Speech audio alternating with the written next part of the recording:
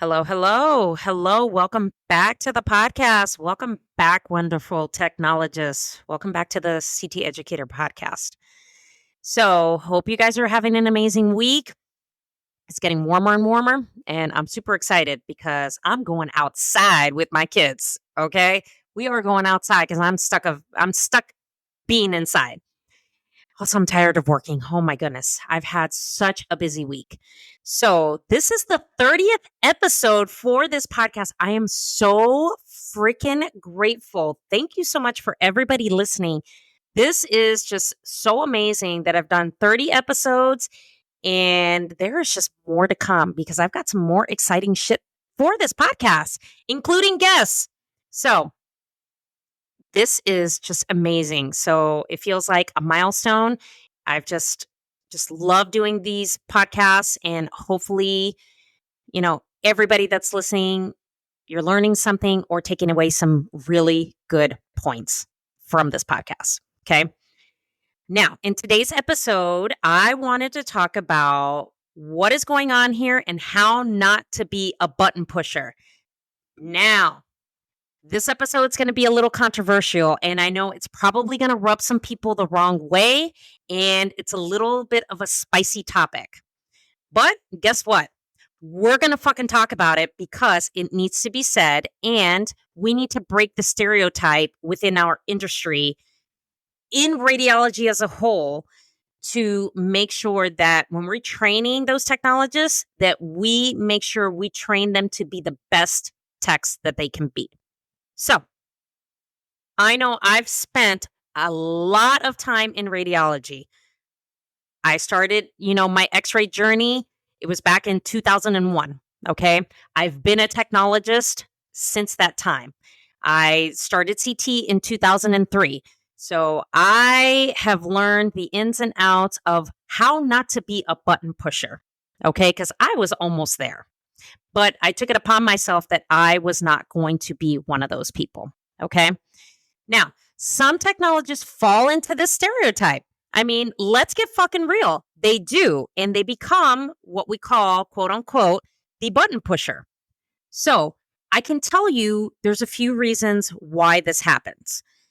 One of them is lack of proper training and education. So, those technologists fail to get the proper training and the proper education when they're starting out.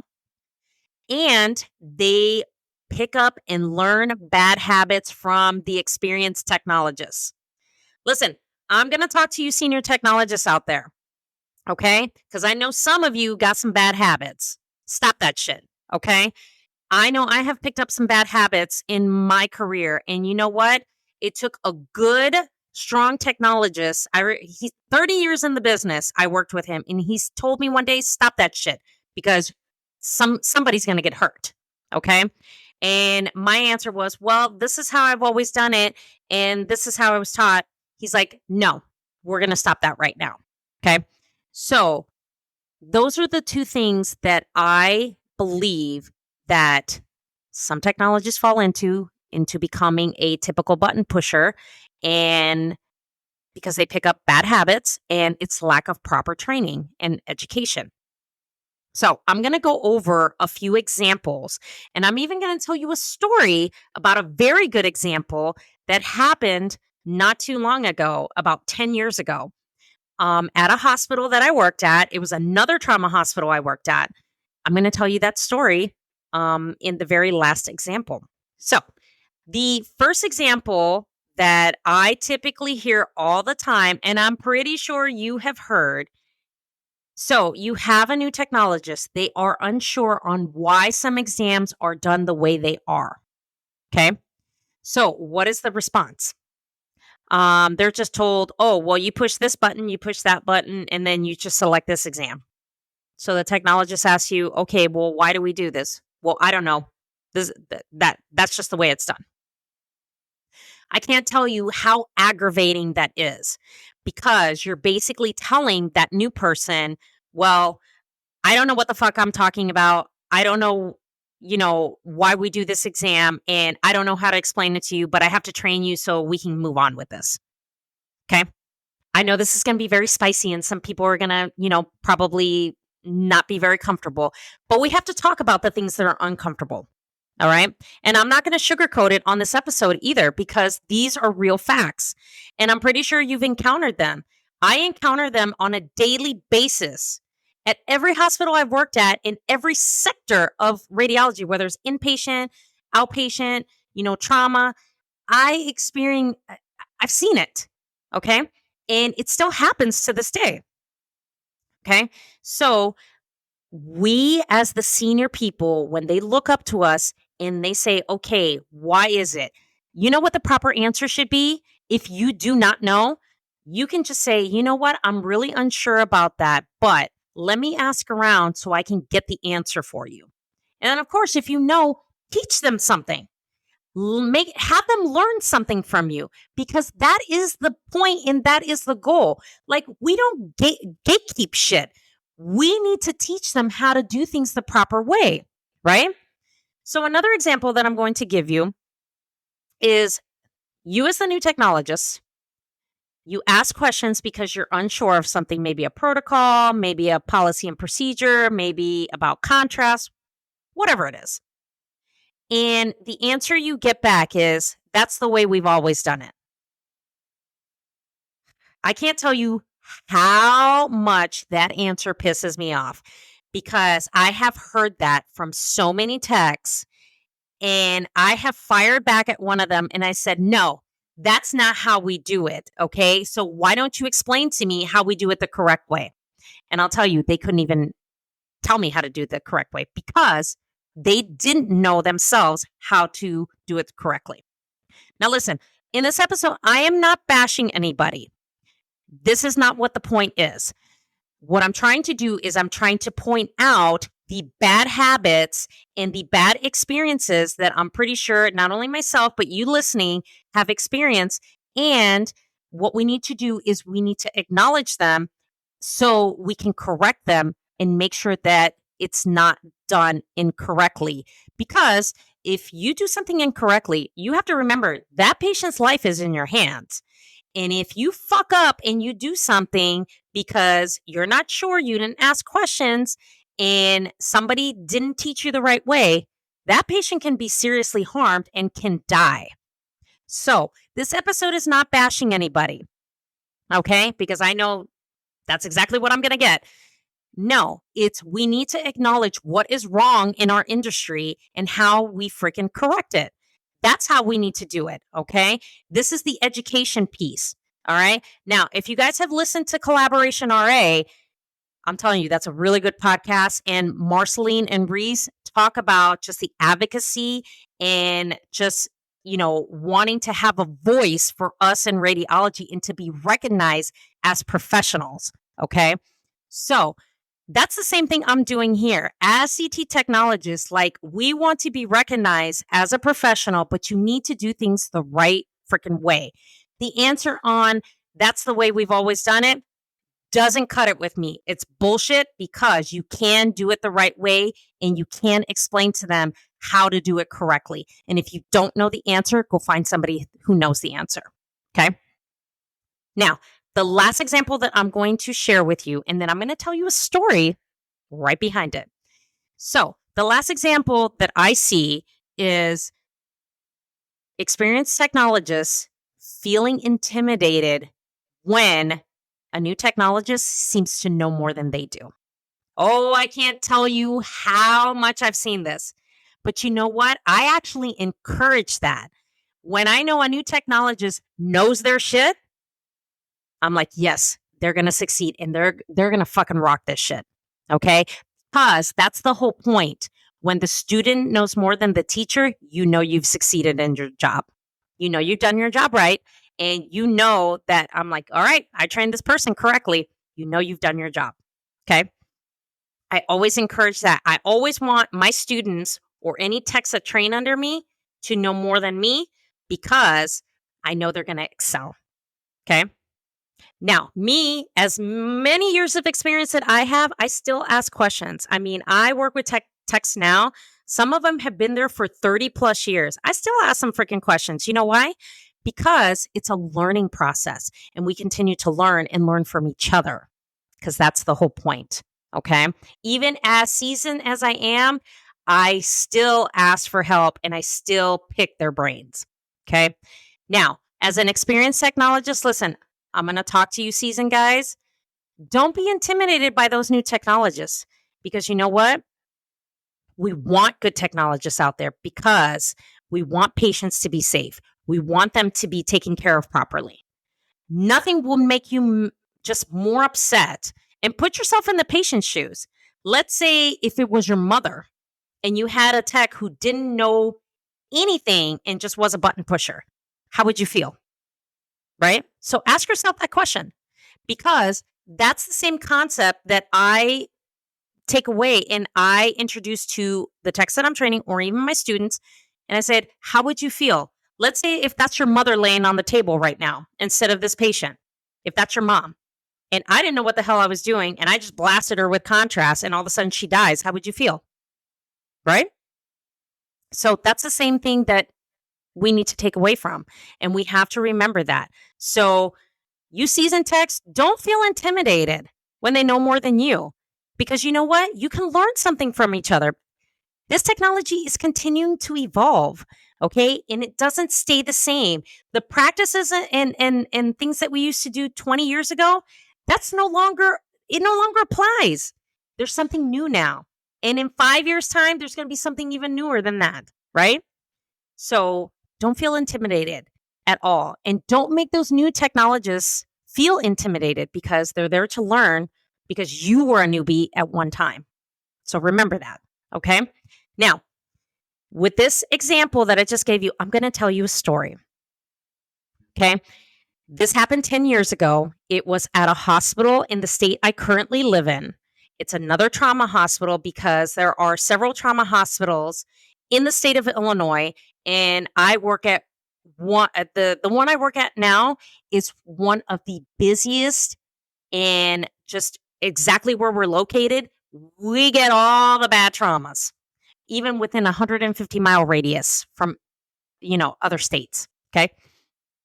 So I worked at another trauma hospital and I had been there, I had just moved to the state of Illinois.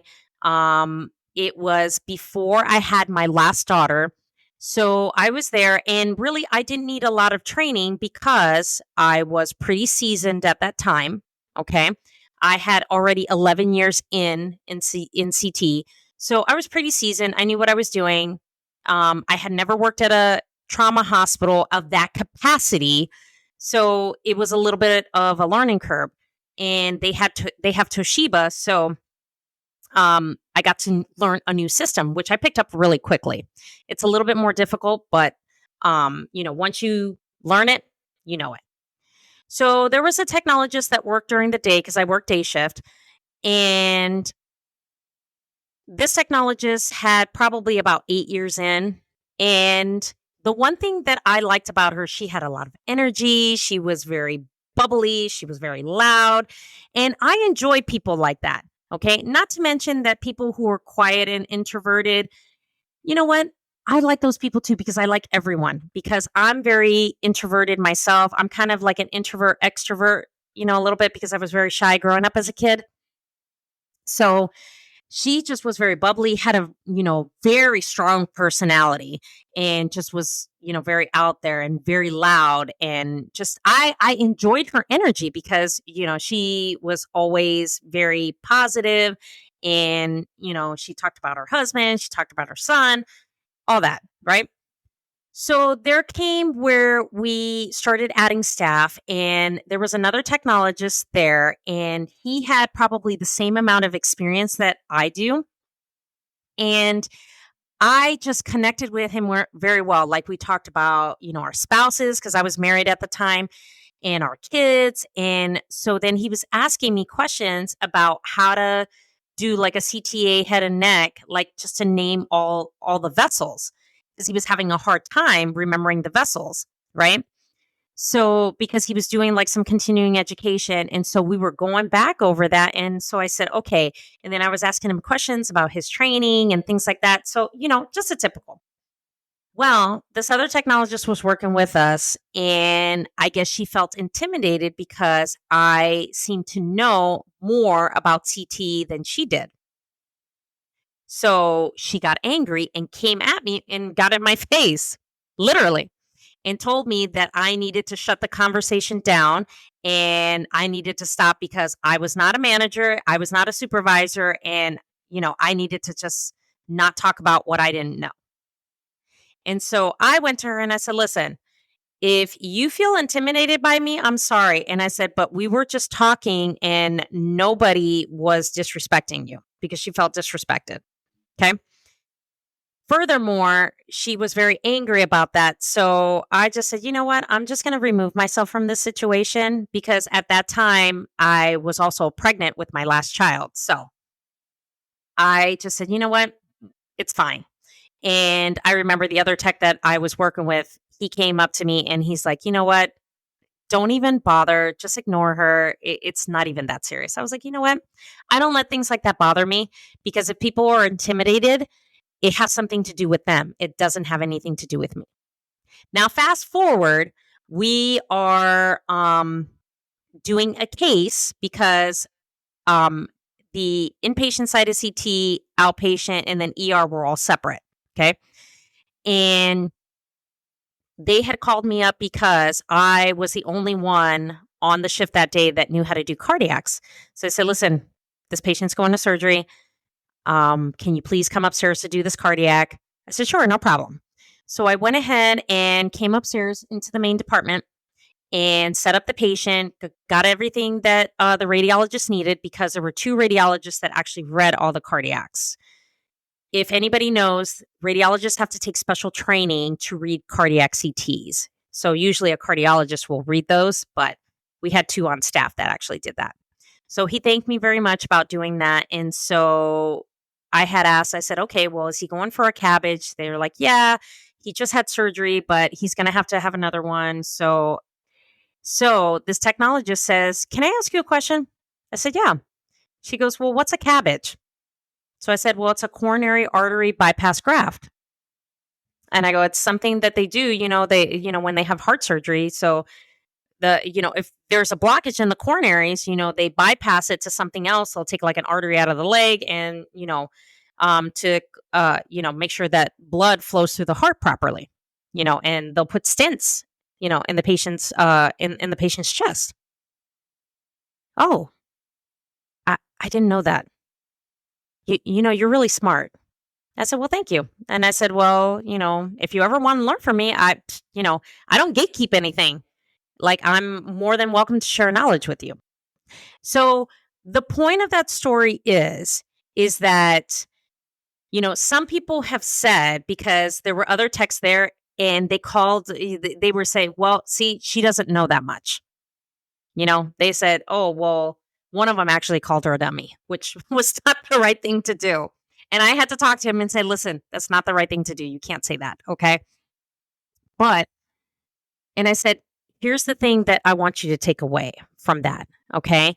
And I said, "The thing is that when you invest in yourself, in educating yourself and making sure you know about your profession because you're passionate about it, some people feel that, hey, oh, you think you're better than me, because that's a problem within themselves and an insecurity about themselves."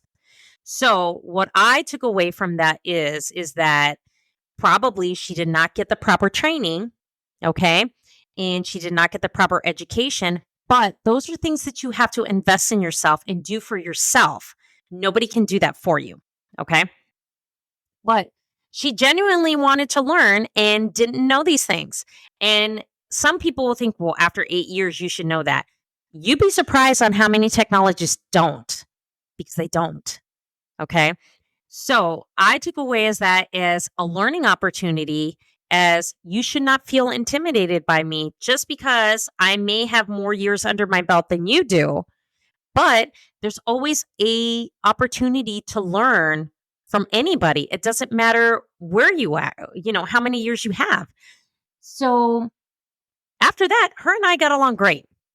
There was no issues. Okay. But then she ended up leaving because she needed to work somewhere closer because she lived pretty far and had to commute into the city to, to come to work. So that is an interesting story. And it's one of those stories that I have in my Pandora's box. I mean, I have many stories when it comes to CT. I have seen a lot of things, I have encountered a lot of things, and there's a lot of things that will haunt me because of just some of the things that we come across. So, what I want you to take away is no technologist is ever dumb. Okay. I don't want you to think that. It is just a lack of education and training. So all we have to do is just say, "Hey, I can help you. This is this. If you want help, I'm here. I can show you a couple things." That's how we have to proceed, and that's how we're going to make these new technologies just better than ever. Okay? So, hope you enjoyed this episode. Hopefully this was really insightful as far as the story I told, because I have many stories. So make sure you guys sign up for the 3-day live challenge that I'm going to be teaching on how to be the go to CT tech. Okay. All the information will be down in the show notes on when I will be teaching that live challenge. It'll be 3 days. I'm going to be teaching you 3 strategies on how to be the go to CT tech that are really important. And some of these strategies are some of the ones that you've heard in some of these prior podcast episodes. Okay. Also, make sure that if you have any questions or you have an interesting CT story, or even if you want to be a guest, all the information will be down in the show notes. Send me an email. There's a form to fill out to be a guest on the show. And come on over to Instagram. Make sure you give me a follow on Instagram. I always put, all the interesting stuff about CT on my page on Instagram. Okay. Also, I'm also on Facebook. So I have a Facebook page, same handle at the CT Educator. So make sure you follow that. All right.